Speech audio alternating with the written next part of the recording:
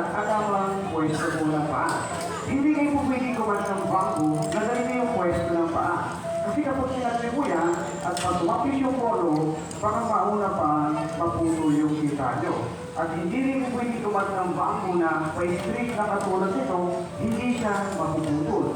Mababasag lang po yan, dapat pasay pa ganyan. At ganito yung tamang pwesto po ng paa. Kali siya yung isa. Tumapis pa yung bolo, hindi mapuputol yung hita po ninyo. Pasay lang yung pagkada para matinis din po siya maputol ang iya.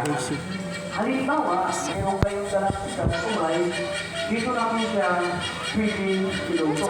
Dito sa kanila, sa rago at gano'n din dito. Ang gagawin lang, binibigyan siya ng dalawang pagat at isang butas sa gitna. Ganito lang po yan. Video ka din? Ayan. Ito yung bilang cover niya. Mahalaga to. Kapag ito'y nawala kung nalaglag sa forest, mahihirapan na kayo humanap ng kasubat niya. Hindi gaya ng lutuan natin sa bahay na kaldero na kapag nawala yung sakit, pwede kang palitan. Dito, hindi pwede. Para hindi siya malagyan kung mawala, ang gagawin lang, binibigyan siya ng pinaka-pang-grip sa ibabaw.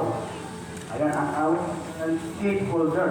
Para kung sakaling magmadali man kayo, hindi na siya malalaglag kasi naka-invite na yan. Kung nasa forest, karaniwang pagluluto po nito, nakahampo na nito. Gumamit kayo ng pato na katulad niyan, pinakapatuan. Pero dito, bilang halimbawa, pwede tayong gumamit ng apat na stick na kawayan na katulad nito, pero dapat ibinangbaon sa lupa na kagaya po nito. Para kung sakaling nagkampi kayo, o mag-overnight, mayroon na kayong idea kung paano magluto sa sariwang bangko. Kahit wala kayong dalang paglulutuan, gaya po ng kaldero, syempre. Nakapa-ibig po yan. At kung nasa forest, dapat ang gagawin, bato pinakaparungan. Ang gagawin lang, sa ipaparto yung lulutuin. Andito yung kapoy sa ilalim.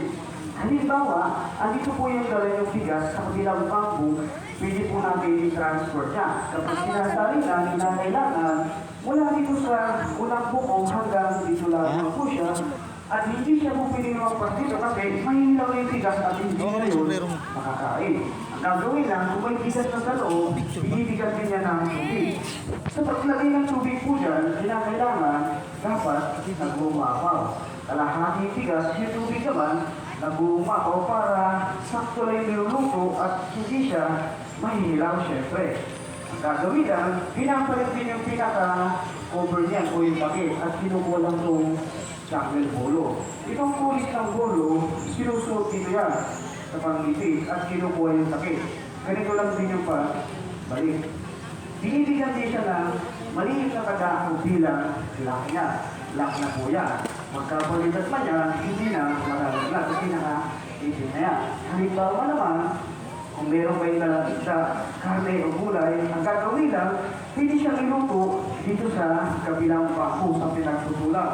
Karaniwang luto ito kung nasa forest kayo, siga, kasi may mga andigaw na pampaasin doon. At pwede rin kayo kumuha ng sanang kahoy na katulad nito, paway, pero dapat ipinabaon sa lupa na katulad nito. Ayan, bali sabay na rin siyang maluluto. Meron kayong masarap na sinigang at masarap na kanin kung nasa forest. At ganyan yung puro yan, pag magluluto na, sa sariwang ako, lalo kung wala kayo kayang paglulutuan, kaya ng kaldero para makapagsurbay po kayo sa lupa ko sa forest. Halimbawa naman, gusto niyo kung ng tubig, tapos wala kayo dalang baso na kalimutan.